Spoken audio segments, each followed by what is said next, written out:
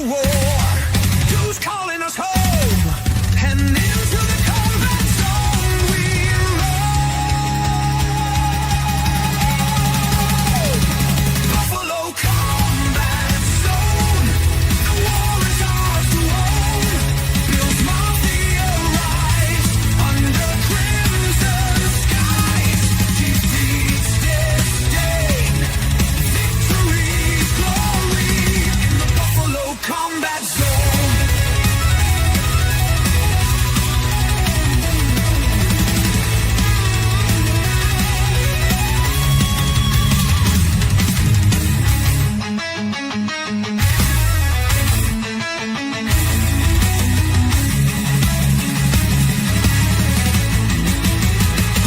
Buffalo combat zone.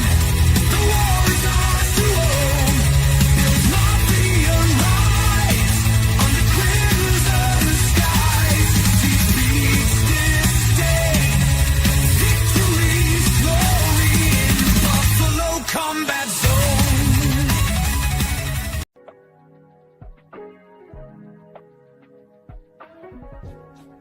For the best Italian food in Western New York, Elliot Apollos, call 716-825-3675.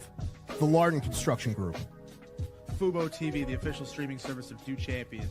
FanDuel, the official sports book of Do Champions. For all your summertime needs, beauty pools, as well as kayak pools. CX Chronicles, your total customer solutions focused manager. W.GG, the official energy drink of Do Champions. Hey, Sons of Erie, our artwork looks better on your walls. Hamburg Brewing, please visit our tap room on Boston State Road, Hamburg, New York. And finally, Fat Boy Surf Club for all your surfing needs. What's up, guys? Welcome back to the Buffalo Combat Zone.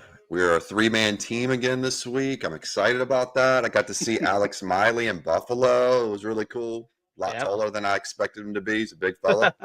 Yeah, I got a little bit of size to me. That's Yeah, he's definitely a linebacker. What's up, guys? Good. Yeah. How we doing? Happy Victory Monday. Yeah, absolutely. Always love a nice Victory Monday. A lot of my fantasy teams did good. I broke even gambling, so that's always nice. Yeah, that's awesome. One of the fantasy teams was against Randall. I'm cooking him. So yeah, Nice. clearly you had to say that. Rude. Everybody, don't forget to like, share, subscribe, leave a comment. We got 4 people in here so far, so hopefully it'll start picking up soon. I'll say it again when we get to that point. But the ones who are in here right now, go ahead and give us a like and a subscribe. So let's get into it. I have my thoughts about this game that I think maybe I wasn't disappointed in this game by any means. I think a win's a win. I'm disappointed in some of the things that the way we went about it. I think I don't know. Maybe Lamar Jackson's stat padding touchdowns are making me jealous. And I wanted some for Josh. But honestly, I thought we played a really good game with a good run game plan. I thought that the defense definitely stepped up. I think it's really, really hard to give us a grade on the defense on like what this is going to look like going forward without a team with a competent pass game.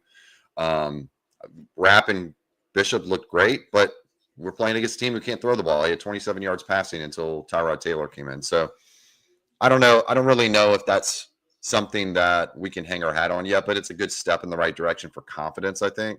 And then overall, like just getting the victory and getting out of there and not putting too much on tape for the Dolphins, I think was a victory for us. And then finally, one of the things I really am kind of frustrated with is they played a lot of man-to-man defense. And the passing game didn't look as good. And honestly, it didn't look as good up until the fourth quarter or midway through the third the other night either. So I'm a little concerned about this pass game, considering, if guys play man-to-man, this is what it's going to look like. Their secondary is not that good other than Sauce. So are guys just not getting open, or was this a little bit clunky? Was it a little bit out of sorts? You know what I mean? And I don't know the answer to that. I don't think we'll know until maybe after Miami. That's good that we could play Miami like the worst secondary in football, so we can get and follow up with the Saints. And then we get the Saints, right? So we might not know for a few weeks how that looks, but hopefully we can start working on some things to scheme some guys open. But I thought Elijah Moore and Palmer did really well against man, but I haven't looked at all 22 or anything yet, but just felt that way. Although Elijah really didn't get that many opportunities, although we just didn't throw the ball that much anyway. But But the others, like Keon was fine until he got the push off, and then he kind of disappeared. So, other than that, that's all I got. What do you think? I personally think that, to be honest, I think that Josh Allen just hates playing away at New York Jets. Yeah. Constantly. I mean, if you keep going back, the last 12 appearances of Josh Allen at away against the New York Jets, we scored 20 points or lower. So he just, to be honest, when it came to the passing game, what I saw is actually the wide receivers and the scheme was actually pretty good, and Josh Allen was a little bit poor on the decision making overall. It may some of it is questionable because after he broke his nose, what was his vision and things along those lines. But before, he was making some poor decisions as well. Yep. The play calling was a little weird, but there was if you remember, I think right before the second half, there was a tip ball that was almost intercepted. Mm-hmm. Great play to Palmer. I think he was tossing it to the corner pylon, but it was a great route by Palmer, and that probably would have changed statistically Josh Allen's because that would have been a 40-yard fine and stuff like that statistically on it. But that got tipped, and he kind of held on too long.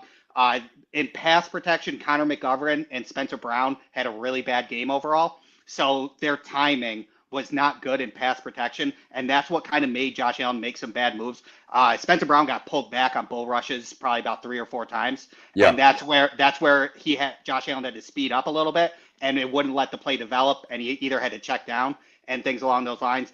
But they look really good overall. I mean, I'll get into some personnel in a little bit. I'll let Miley kind of go about how he thought it went, but that's what I saw on offense overall, and I think it was more or less a little bit of the offensive line the Jets compressing our offensive line pocket and Josh Allen bailing a little early and some bad decisions by Josh Allen. Okay. Yeah. And then drops by Knox. Yeah. And drops. I mean, I didn't have a chance to really fully watch all 22 and break it down. I had to work later today than expected. I was going to watch speed run the first half just to get a quick idea. And maybe the Spencer Brown things happened in the second half. Because I thought he looked pretty good in the first half.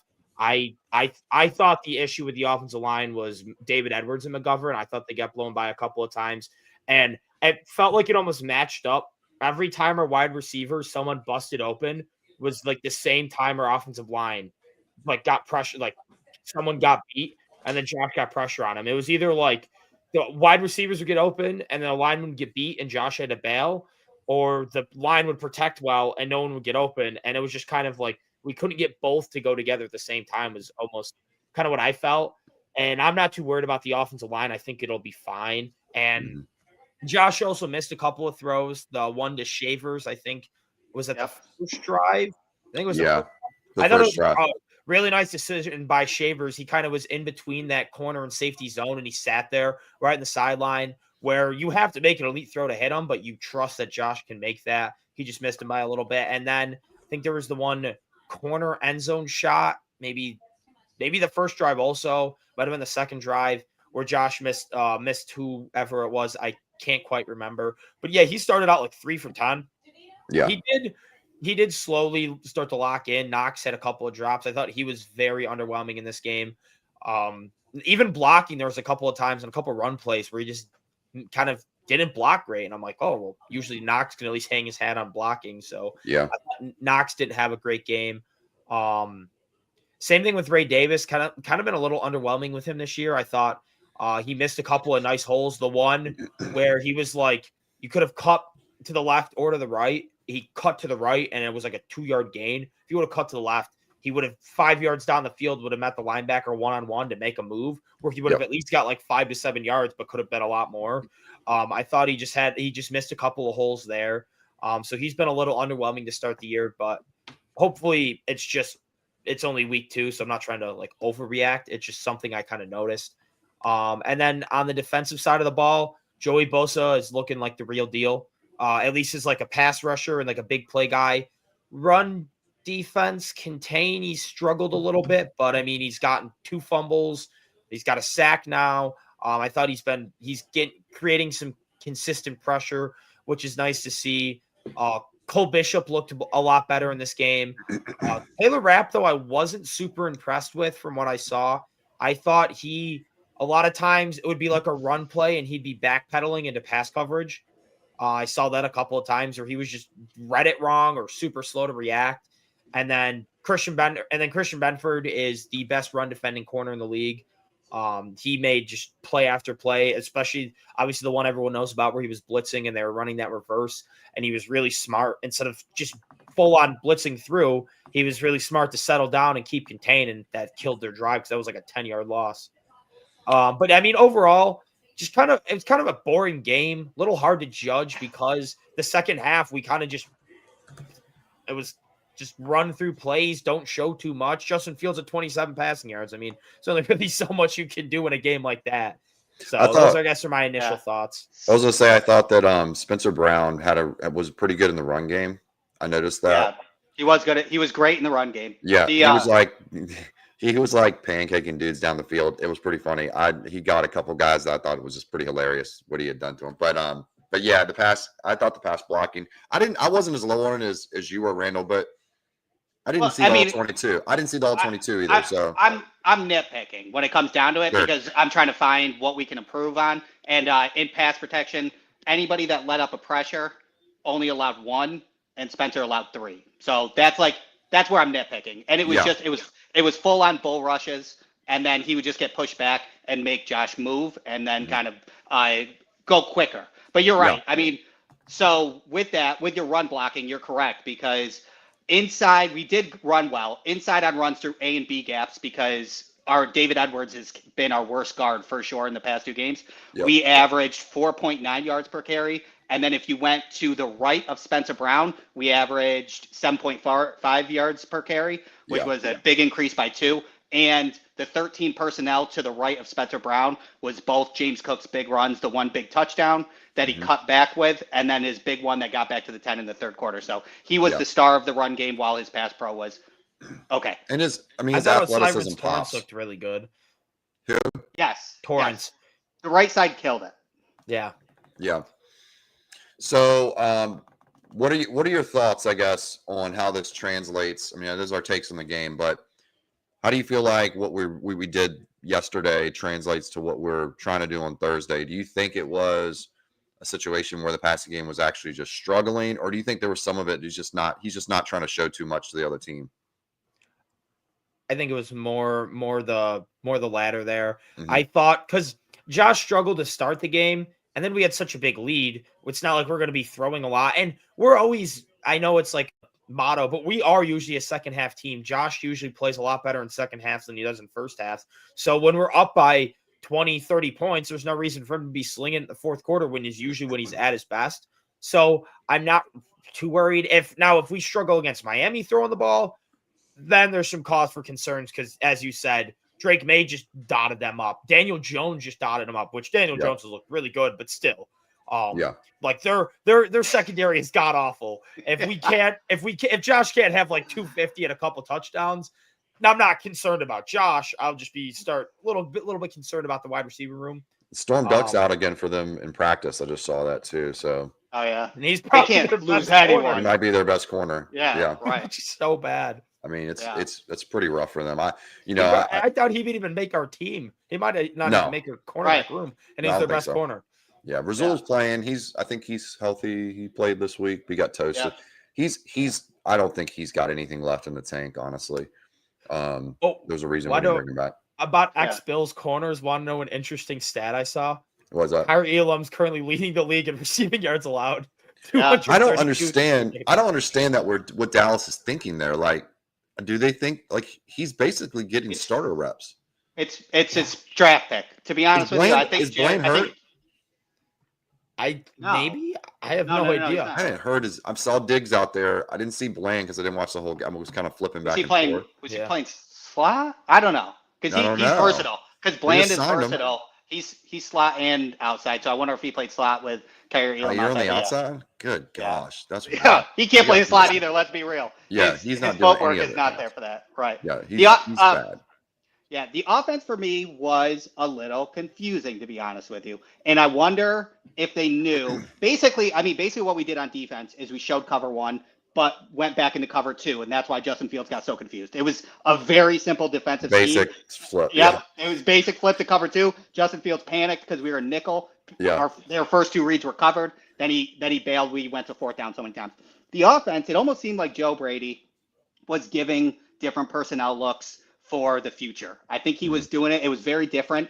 He ran in the first half. He ran ran the ball in 11 personnel 12 times, and that's very un-Buffalo like. If you're running it, and it was very unsuccessful. And then we come out in the second half, run 22 personnel, and was super successful in running the ball then.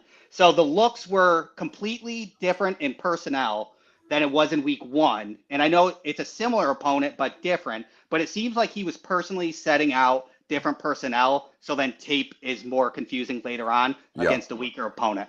Well, the weird part of that is when typically when you run 11 personnel, teams run more efficiently out of that because you have smaller people in the field and they're expecting the pass. So like the fact that we ran so poorly out of 11 and did better when we put big bodies up front, I mean, that's just, I don't know, maybe we're just a little bit overmatched physically to their D line. I don't know, but you would have thought that it would have been more successful out of 11. But I don't know. I think it's also more so just the type of like runner James Cook is. Yeah. He's kind of he can fit through those super small holes and be super shifty. And you kind of want as many big guys on the field to create as many different lanes for Cook to be able to choose through, because he is so easily to move from one lane to another with his cutbacks and his quickness and his vision, that I think it's also kind of just more a James Cook type of thing, is you want a nice cutback lane open. And when you have the big bodies, there's more likely to be the original lane and a cutback lane, which is usually where James Cook shines. Duos. Yeah. And honestly, I look at the snap share for Cook last week was 56%. Does anybody know what it was yesterday? Got to be higher, I feel like.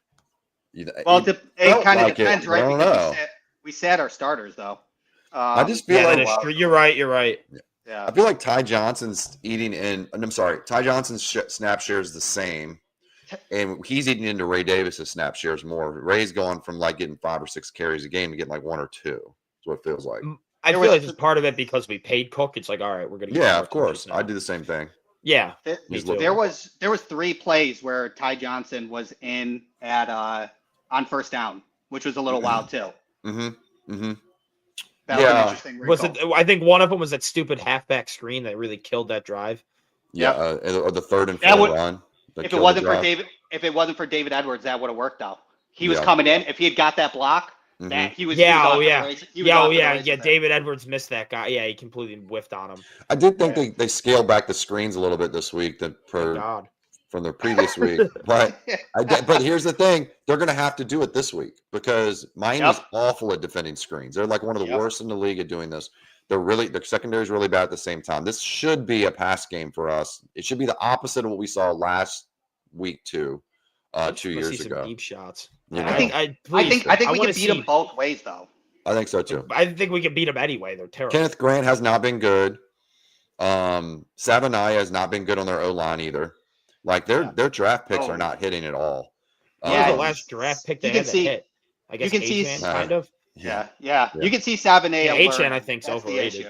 The Dolphins can't afford not to start him, and he's learning as he goes. Like you could see, like I watch the All-22 for the Dolphins game as well, and he's like doing techniques, like showing that he's trying to learn techniques while he's doing it, and he's getting pushed back in a bull rush. Yeah. So I don't know if the Dolphins. Well, he's not getting any help either. He's not getting help because Austin Jackson's out as well, right? So I think they have him playing on the right side. Is they on the right side now? Left guard. Oh, so he's on left still? I thought they moved him after James Daniels got hurt. He was right tackle in college. Yeah, I know. I thought that they would put him on the right because of that reason. Because they're down James Daniels, Austin Jackson. They're down 7A is so new, he might as well be down.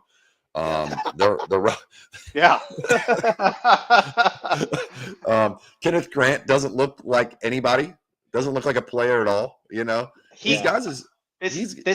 Sorry, go ahead. I was just saying he's a physically gifted player. Clearly, there's no question about that. But there's the questions I always have about players who don't really put up numbers in college and they come to the pros and it's like they're expecting them to flash outside of that. And he wasn't like this elite.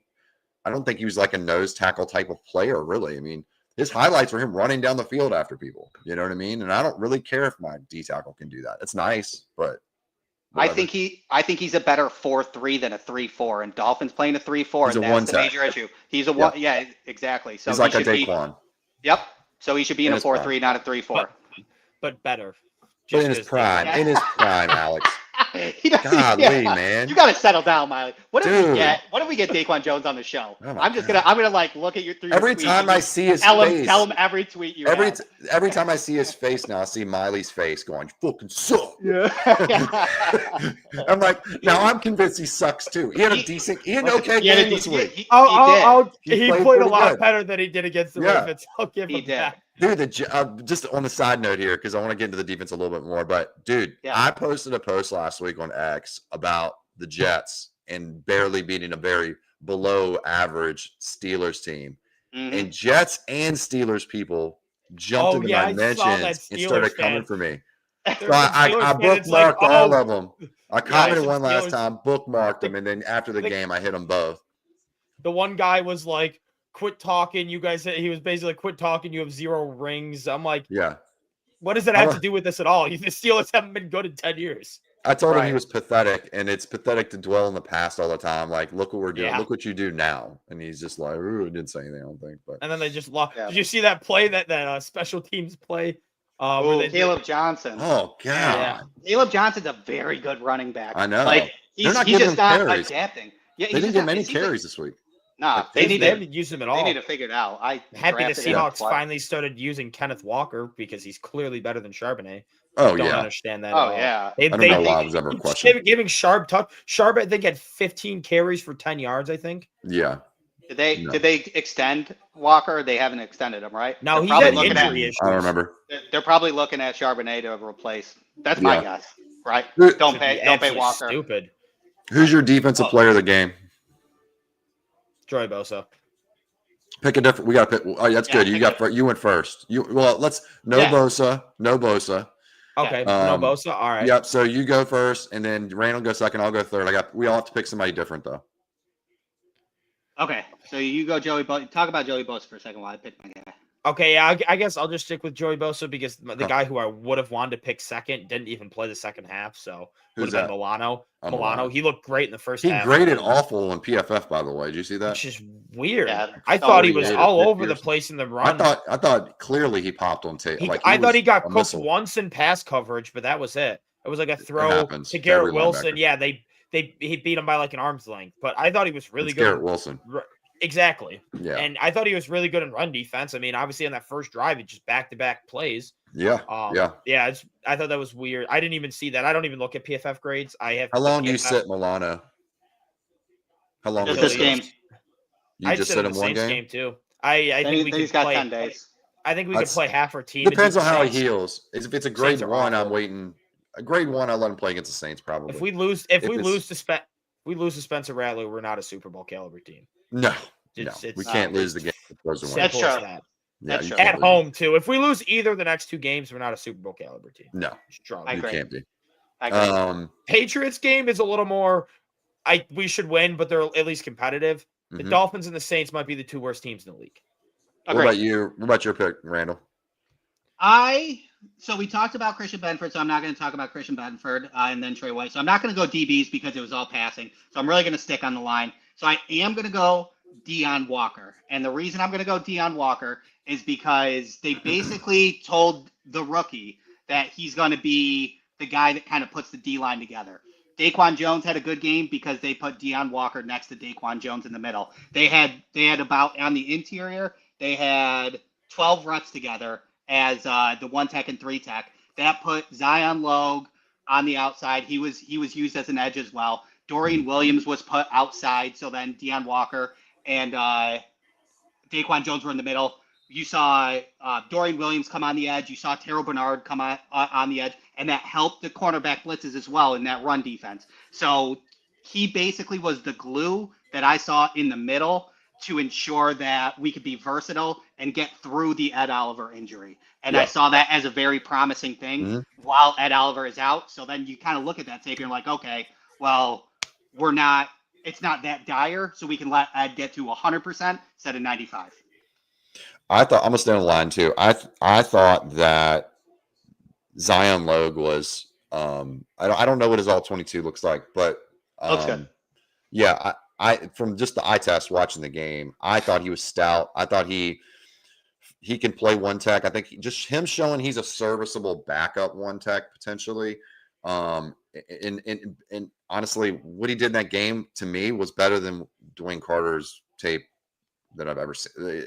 Every single time I've seen him play. I don't know. I don't know. I don't know. Some good games. That Texans and Titans game last year. Dwayne Carter had a couple of good penetrating reps in those games, but I thought he was inconsistent during the game. I thought Zion Logue just brought consistency and a wide body to the middle of the field, and I thought it really benefited the run defense more so than I've seen Dwayne Carter ever. But I still think that Texans and Titans tape that Dwayne Carter had was the two best defensive line games anyone or any of our defensive line had at all last year. I do believe. I thought he was dominant both those games. Well, he's hurt, bro. Yeah. And he's probably not going to play for Buffalo next year. I mean, if you look at I think Zion Logue. I just think Logue's going to have a spot on the 53 going forward. I don't know about this year, but I think they still got Jordan Phillips. We need another game. Yeah, we need another game of Zion Logue to see, because this game was a very simple defensive scheme. It was Leslie Frazier against 2020-2019 Lamar Jackson. Compressed with 4, going to cover 2, let him make a mistake. So he didn't need to penetrate. He did his job perfectly. But let's see what happens. And he'll probably the only time Leslie Frazier's ever had a good game plan.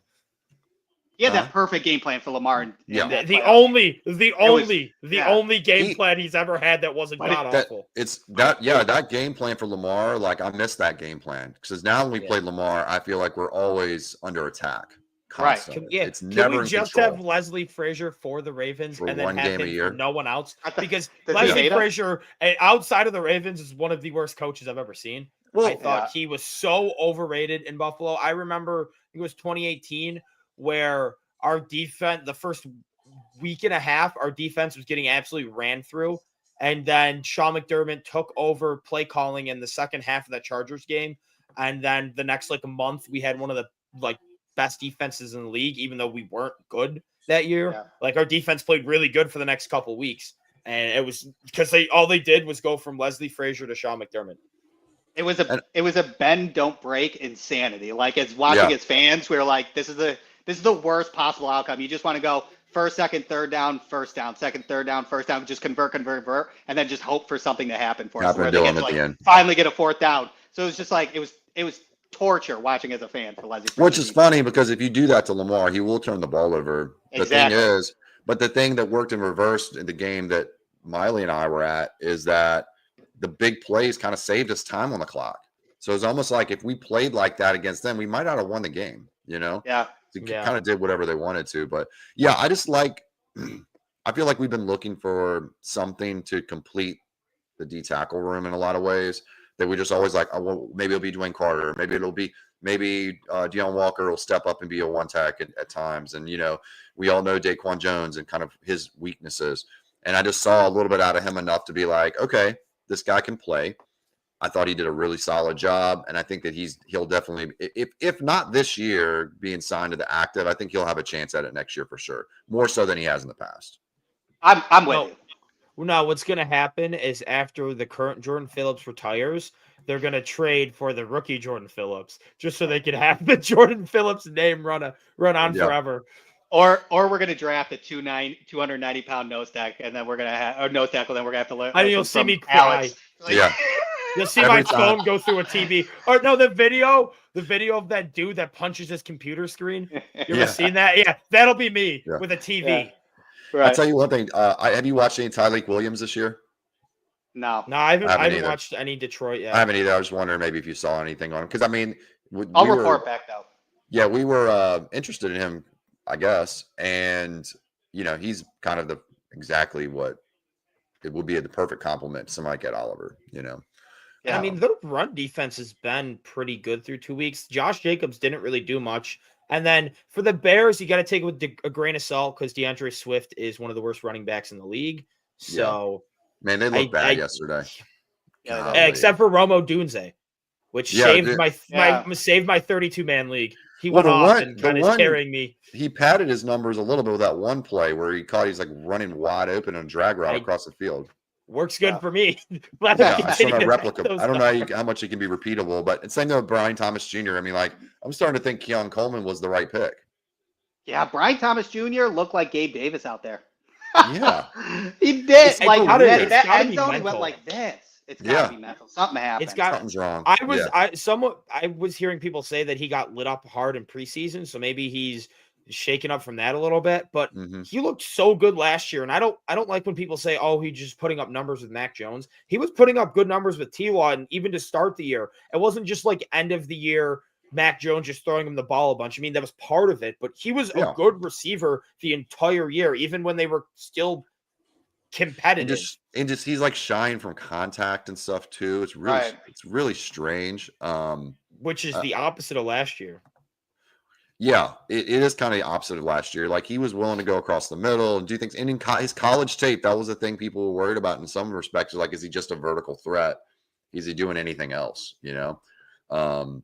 And I saw more than that, but I saw more than it too. Right. Yeah, but I saw that from the beginning. People were telling me I was crazy that like, oh, that's all he can do. He's not a first round pick, all this other stuff. And I don't know. I feel like it translated pretty well and it looked good last year. So yeah. Look at us. Talking about Keon Coleman being the best wide receiver pick. Coming around. I'm not gonna fully say that, but no, he'll burn me this week.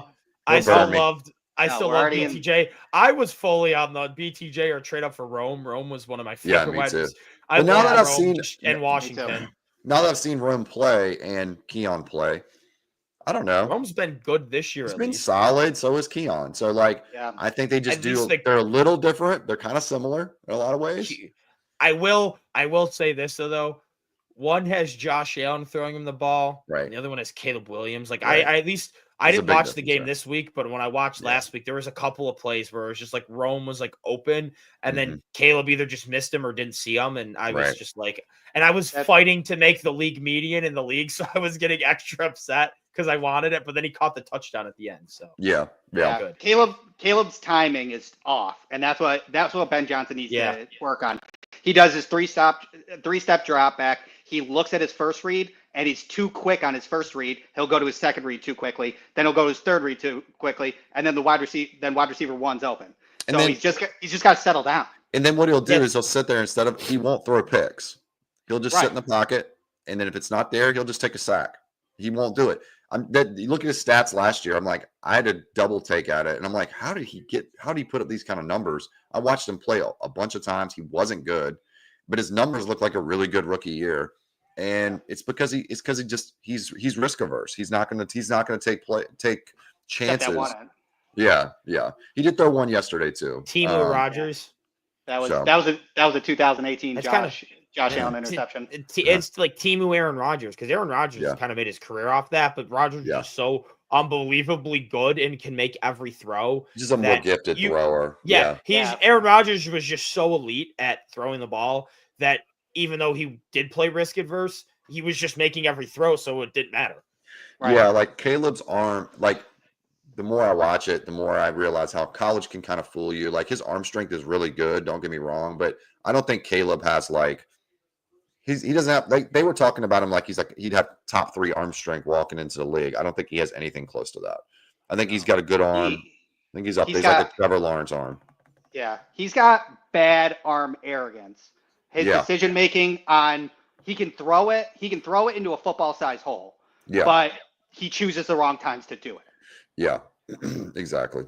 So what do you think about this Dolphins game? I want to pivot a little bit here. I want to see some deep shots, please.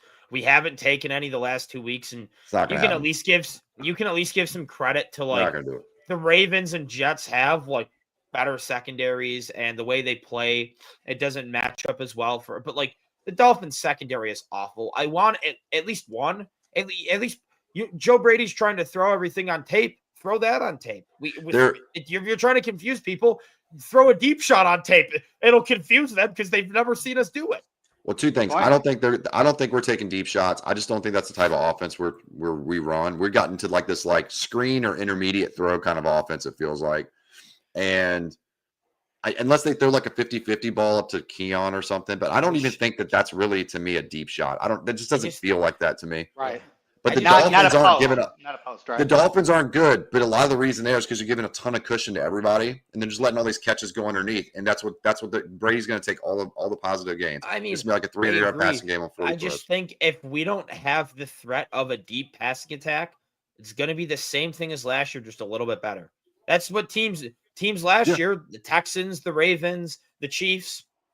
We don't have that kind of player on our team, really, though. Even Elijah Moore, he's not like a deep shot receiver. I'm not saying we have to be not. like chucking it deep like all the time, but Josh Palmer has shown he can be a quality deep threat. He can get down the field. Exactly. He is the guy that, yeah. He's like a corner route guy, though. He's not much of like a.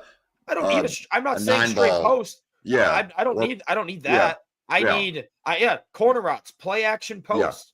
The Gabe Davis special, but Josh Palmer's better at it. Way better. Like he's a huge upgrade over Gabe Davis. But I just think play action post in our offense could be so deadly. I mean, it almost worked against the Jets. It's just Josh got hit as he threw. It's like run plays like that. Run, screens, short passes. The defense is eventually just going to tighten up, and then you let Josh uncork it. I think the offense is going to take what they give us. They're going to run a lot of screens. So we're going to go run screens on the running back. I think it's going to be a Dalton Kincaid game. I think we're going to see Keon Coleman kind of step up and give us another good outing. Because I think when we get him against inferior DBs, he does look like a really good player. You know, like when you have someone that just can't hang with him physically, he tends to outperform what we believe he is. And then on defense, man, I think we're going to blitz the shit out of him. Yep. I think they're going to blitz the shit out of Tua. And they might not even have to blitz him, honestly. They might be able to get pressure with 4 anyway, but. You could do it with 5, though. Just one more. And that's really it. That's the thing. Bring Dorian. Just bring Dorian Williams. We could do is just run engage 8, because every time Tua gets pressured, he throws it to the other team anyways. Yeah. And they don't have it. They don't have any. Just put someone on the. Yes, run engage 8 in a line. And and you just have someone deep so Waddle doesn't beat us. Someone deep so Tyreek doesn't beat us. And then you just have like Cole Bishop lurking and just to pick off whichever side he throws it to. The Colts had a good game plan. We do it too. We cloud the middle. We make him throw deep or make him throw to the outside of the numbers. And he tends to, if you make him think after that first read, like Xavier Howard said, he's gonna hesitate before he goes that second read, and his arm isn't strong enough to make up for that hesitation. Where like Josh Allen can go, wait a second, I'm still gonna fire it in. It's probably still gonna get there. He can't pull that off because timing. He's all about timing on that offense. I think this game should get real ugly real quick. I don't know. Yeah, I don't think Mike McDaniel survived. Psychologically, they're defeated psychologically already. We should win by over 30, and I think it'll be the straw. I think McDaniels fires after this game. Yeah, because I just can't see them coming into Buffalo and beating us in our house. Especially after what he said. Especially what he said at the presser about like them winning. He's just like, we just need to go out. Why aren't we winning games? Oh, we just need to go out and win the game. We can't not lose the game. Well, it's the dumbest thing I've ever heard. Yeah. It's like Booger McFarland out there. Yeah, it was pretty bad. So the full presser, I think he was nervous. I think after that loss yesterday, he was like, okay, well, I think I'm out. Because after that, he was more or less putting more accountability on himself after that. He was like, communication was bad. I need to be better. I need to do this. Typically, Mike McDaniel talks in like memes, but he actually was finally like, okay, this is what I did wrong. So I could tell that he was super nervous when it came down to that. Here's the thing, too. Like, they're falling apart at the seams because I see, like, Tua's press conference, too. He was like, he started bringing up he was like, we got to get the plays in on time, kind of blaming the coaches. Yep. But, like, then he mentions the reason that shouldn't be an issue. There's a 15-second cutoff. You can't get the guys on the line in 15 seconds. If you can't get the play in time, call your own damn play. Like, you've been on a team for 6 years and the offense for 3. And we still don't know the playbook good enough just to be like, screw it, I can't hear him. We're going to call this. Go do it. Yeah. You know? That's plenty of time. And then Tua was talking about, like, Tyreek. Like, I had a conversation with Tyreek that I can't throw the ball 80 yards. Like, first of all, everybody knows you can't throw 80 yards. Second of all, the one bomb that you threw was atrocious. That thing was in the air for, like, 6 seconds. It was a punt. And it was a punt. Yeah, it was a punt. Yeah. And then Tyreek still caught it. So, like, why are you even talking about it? Like, that's so unnecessary. he stopped and he caught it. Like Well, that's exactly what you said. It's because guys on the internet, he pretends like he doesn't look at the internet, but he does. He Right. sees everybody talking about his arm strength. He sees that people say he can't get out of the pocket. So what does he do? He tries to do it, and then it backfires on him because that's not his game. Like Josh Allen being like, I'm going to be a timing quarterback now and never leave the pocket. Like, because people say he can't do it. Like, he's never going to do that, you know? Yeah. He can do that. It's just He why can. why Absolutely. would he choose why would he choose Why to would do he that when he choose can to? just go throw a cape on and win that way? In fact, he'd be much better at doing that than a lot of guys would be at doing what he does, you know? Oh, 100%. Yeah. And that's why he's so elite, is because he can sit there and run dink dunk down the field timing offense. It's just he has that ability that basically no one else has, that when it breaks down, he'll just do what is needed to be done to get the ball where it needs to be. Absolutely. Yeah. And I just think that they're starting to fall apart at the seams with like just the relationships in the locker room. I don't think that they believe they can win anymore with this team. I think part of it, they keep blaming McDaniel for the offensive scheme not working anymore. But what they don't realize is they built this scheme to make Tua look good, to make sure their investment looks like it was a smart investment. Now, when he has to adjust, Tua can't adjust outside the framework of that. He's really good at those few things that he does, right? Slants, wheels, seams, like drags. Barely seems. Yeah, barely, like a seam and slide where he kind of cuts in. So it's just like a lot of different things he does that they cater to. When you take those away from him, like, oh, we're going to do a bunch of, flag or corner routes and out routes and things like that. He can't do those things regularly. He might be able to get one off here and there where like this busted coverage or, the other team's not looking, and he gets it here and there, but he's not going to be able to do that regularly. And that's why they can't alter the offense for him, because he's limiting. McDaniel basically, when he said, I can work with Tua, he basically signed his walking papers that in 3 or 4 years, when this doesn't work, I'm not gonna have a job anymore. I don't even think Mike McDaniel has a bad scheme. I just think it's a culture issue for him. His issue is just culture. Yeah. I think he's an offensive coordinator. He's not a head coach. That's what it comes down to. He's too much of Rex Ryan 2017 when he was a coach for Buffalo. He is a player's coach, bring that up. but he's too lenient. And he lets people get away with too much stuff. And then when you got to put the hammer down, then you're too buddy. And then that's what happens is you let the whole. You can't do that. Go. If you ever manage people, you can't go from asshole to or nice guy to asshole. It doesn't work that way. The way Rex Ryan ruined that 2014 defense, I will never forgive him. Yeah. When we had, good. oh my God. Schwartz. Part of it was Darius just getting paid and then falling off. But you should have just let Schwartz be the coach. Yeah, Jim Schwartz is the most underrated coach of this generation. His he is the best defense. I think he's a better defensive coordinator than Steve Spagnuolo, just because he's done it everywhere. Buffalo, our defense was elite. Philly, their defense was elite. Cleveland's defense is elite. Everywhere he goes, elite defense. I think he's really good at creating schemes that get pressure on the quarterback. That's his number one skill set. So does Spags though, and I think Spags is going to be a defensive coordinator Hall of Famer. I mean, Spags is number one. I'm okay with doing Schwartz at 2, but Spags is number 1. Because he's doing it with less too. He doesn't have as much talent. My thing is, I've only seen Spags do it in KC, and they've only had an elite defense like twice. I've seen Jim Schwartz do it everywhere he goes, and they have elite defense basically every time. So Spagnuolo's game preparation.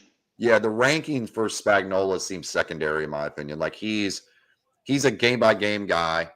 He does what he has to do to win the game with the defense versus trying to be just like Baltimore Ravens shut down defense from the late or early 2000s. Fair. And I'm not saying Spags is a bad defensive coordinator. Yeah, he's a Hall of Fame coach, 100%.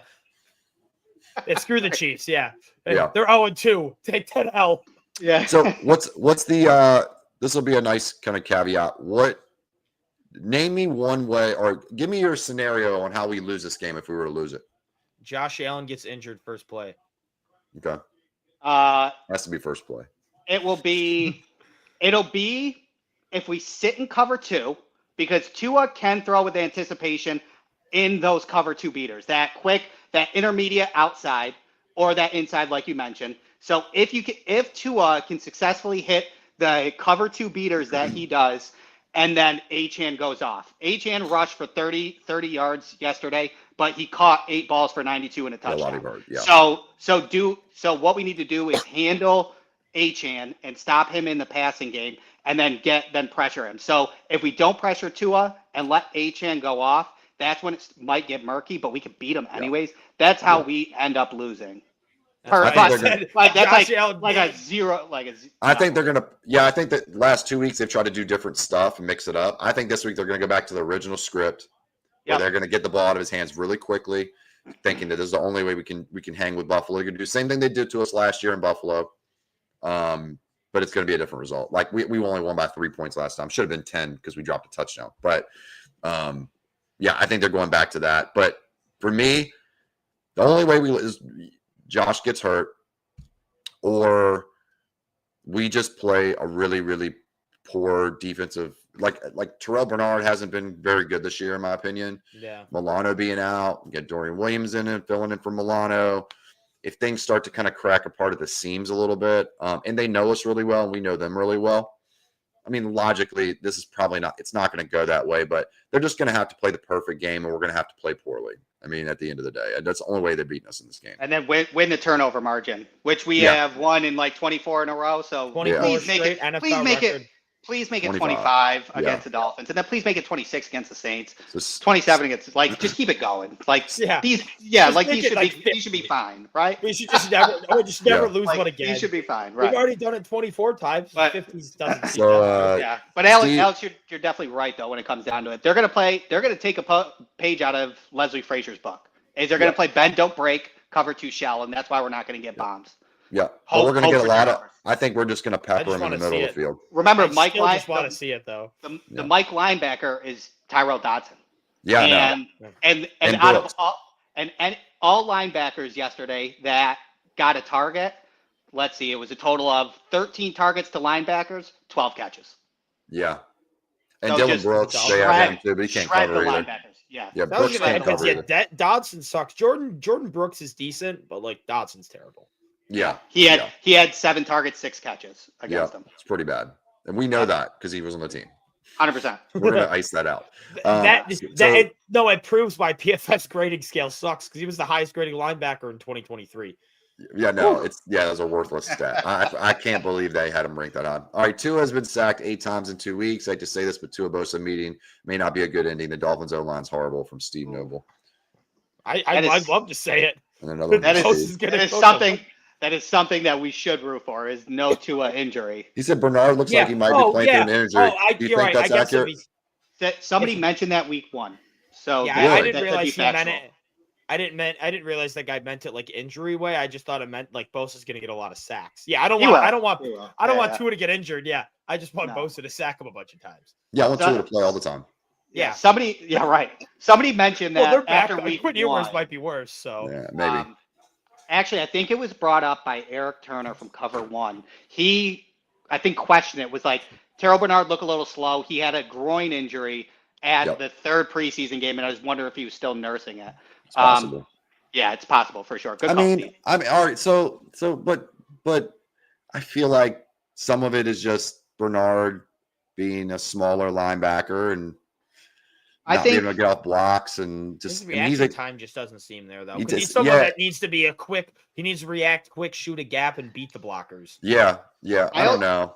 I also think their defensive scheme was a little bit different as well when it came down to it. They were running a lot of stunts yesterday because we were using linebackers on the edge and things along those lines. And they were doing it like Dorian Williams was flashing at a 45-degree angle to run into a tackle and a guard. So then he clogged up that space. And then TB would come around as a stunt sort of thing. So like that worked well. And I thought Terrell Bernard looked good in that regard. But it's so hard to even kind of.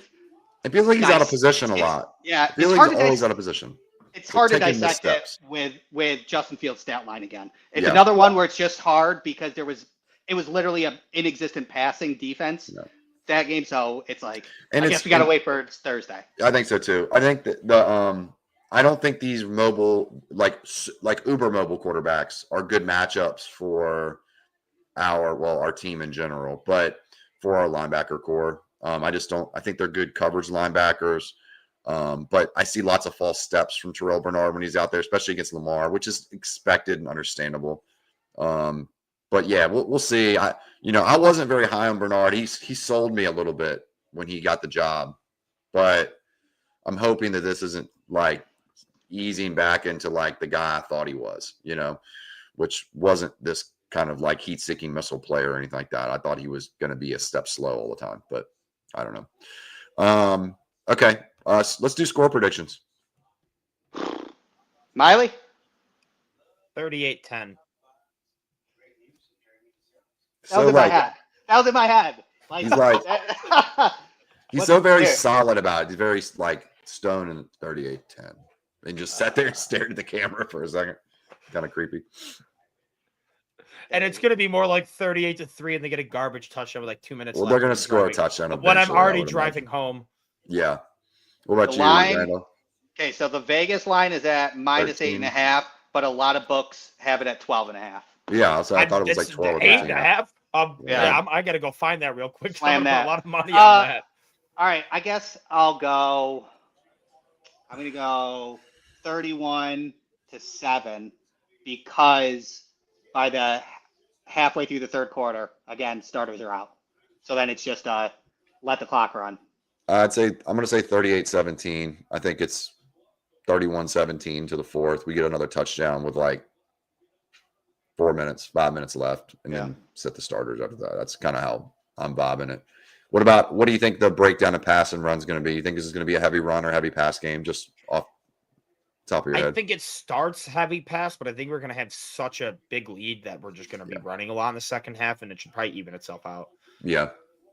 I think it's going to be a heavy run game to start, and then maybe the second quarter and third quarter change. But I think they stick to their script in running the ball. The Dolphins, because Kenneth Grant has not really showed out, and in their 3-4 with their little bit lighter linebackers, kind of left a lot of big gaps. And the Patriots rushing had over 100 yards rushing with Ramondre Stevenson, Travion Harrison barely did it, and Antonio Gibson. So between James Cook and Ty Johnson, I think they can probably get through their 3-4 that looks a little light and be able to handle that. And then just like you, Alex, I think you're right when it comes down to it. Josh Allen could have a 19 for 22 game for 230 sort of thing. Just mega accurate because Dolphins aren't giving much out of it. Yeah, and I almost feel the same way. I hope it's a passing game. I think it should be a pass-heavy game.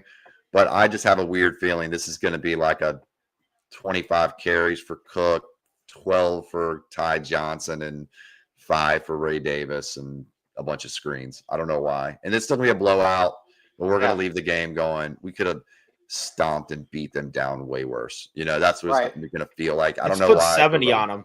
Do it for the Broncos. Do it for the Broncos, right? Yeah. Break the record, though, this time. Don't leave it on the field, man. Right. All day. So Cam Lewis got hurt Sunday, and Taryn is already down. What do we do at nickel Thursday night? Go. Hancock time.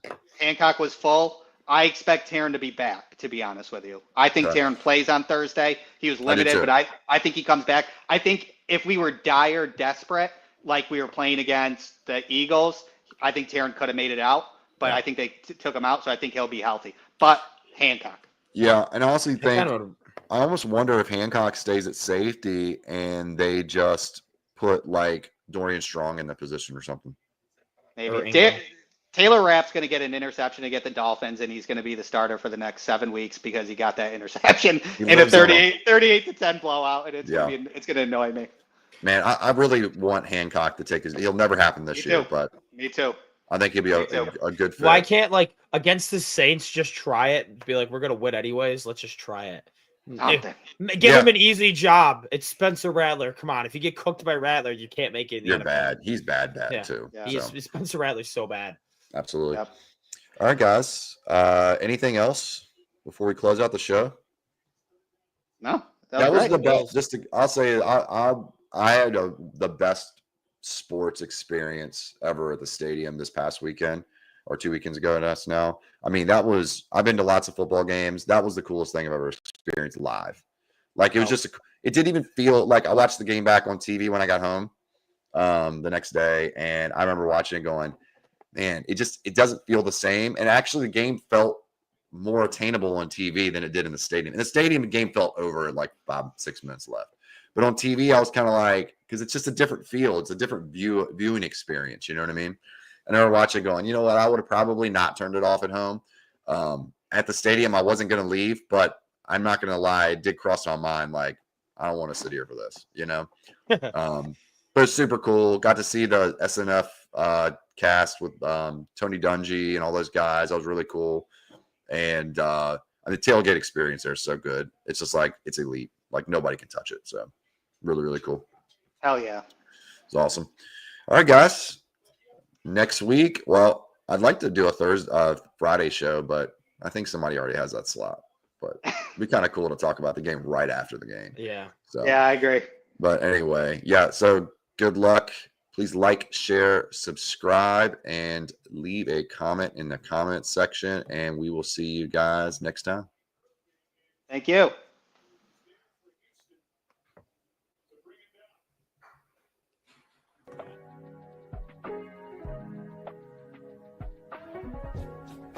For the best Italian food in Western New York, Elliot Apollos, call 716-825-3675. The Lardon Construction Group. Fubo TV, the official streaming service of Dew Champions. FanDuel, the official sportsbook of Dew Champions. For all your summertime needs, beauty pools, as well as kayak pools. CX Chronicles, your total customer solutions focused manager. W.GG, the official energy drink of Dew Champions. Hey, Sons of Erie, our artwork looks better on your walls. Hamburg Brewing, please visit our tap room on Boston State Road, Hamburg, New York. And finally, Fat Boy Surf Club for all your surfing needs.